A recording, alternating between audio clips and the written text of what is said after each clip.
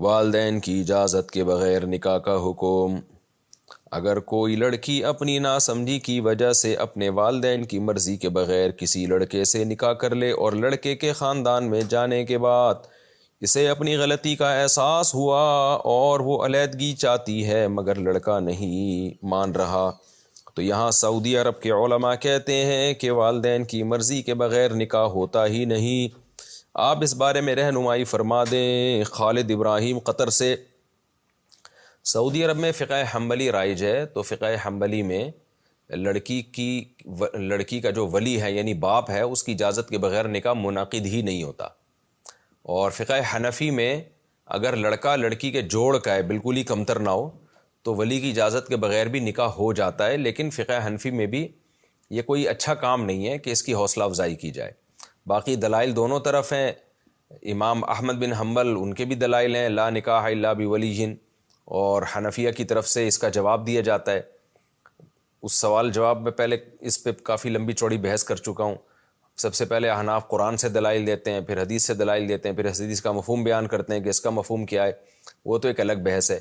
ابھی جو بات جس کو فوکس کرنا چاہیے وہ یہ کرنی چاہیے کہ آپ اردو اسپیکنگ معلوم ہوتی ہیں، اور یہ خاتون ہے، اچھا یہ بندے نے پوچھا ہے، خالد ابراہیم نے قطر سے، تو یہ جو خاتون ہے یہ بظاہر اردو اسپیکنگ ہی لگ رہی ہیں، آپ نے بھی اردو میں ہی سوال پوچھا ہے، اور سعودی عرب میں رہتی ہیں۔ تو بات یہ ہے کہ نکاح کرنے سے پہلے تو سعودی علماء سے فتویٰ لیا نہیں انہوں نے، اور فقہ حنفی کے مطابق نکاح کر لیا انہوں نے۔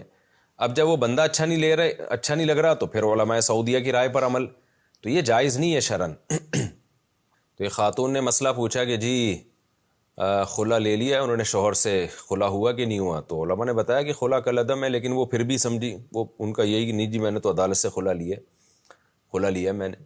کچھ سال کے بعد ان کو خیال آیا کہ بھئی پہلے شوہر کے پاس دوبارہ جانا ہے، تو پھر مفتیوں سے فتویٰ لیتی پھر رہی ہیں کہ یہ خلا میرا پرانا والا صحیح ہوا تھا کہ نہیں ہوا تھا۔ تو یہ دین کے ساتھ مذاق ہے۔ تو اسی طرح آپ بغیر ولی کے ایک خاتون کہیں شادی کر رہی ہے، اور جب اسے کہا جاتا ہے کہ یہ تو آپ سعودی عرب میں رہتی ہیں اور حنبلی علماء جو ہیں وہ فقہ حنبلی میں یہ تو جائز نہیں ہے، تو وہ کہہ دیتی ہے میں حنفی ہوں۔ اب جب شادی کر لی، فقہ حنفی کو فالو کیا، اب شوہر اچھا نہیں لگ رہا تو فقہ حنبلی کو فالو کیا جا رہا ہے کہ جی میرا تو نکاح ہی نہیں ہوا تھا۔ تو یہ دین کے ساتھ مذاق ہے۔ تو اس لیے اب ان کا حکم یہی ہے کہ انہوں نے اگر باپ کی مرضی کے بغیر نکاح کیا تھا اور وہ لڑکا ان کا ہم پلہ تھا، یعنی غیر کفو نہیں تھا، تو یہ نکاح منعقد ہو گیا۔ چونکہ فقہ حنفی کو فالو کر رہی ہیں تو فقہ حنفی میں نکاح ہو جاتا ہے۔